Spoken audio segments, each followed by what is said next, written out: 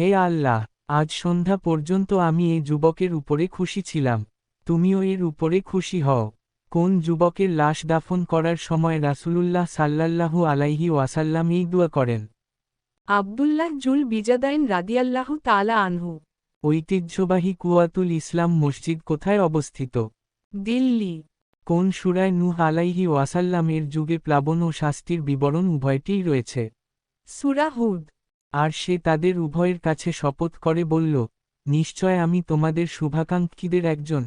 কে কাদেরকে শপথ করে এই কথা বলেছিল? শয়তান, আদম আলাইহি ওয়াসাল্লাম ও হাওয়া আলাইহি ওয়াসাল্লামকে বলেছিল। ইমাম বুখারী রাহিমাহুল্লাহ কত হিজরি থেকে হাদিস শ্রবণ শুরু করেন? 205 হিজরি। ইয়াতিমের সম্পদ আত্মসাৎ করা কি খাওয়ার নামান্তর? আগুন। দুনিয়া ও আখেরাতে আমি ওদের অভিভাবক।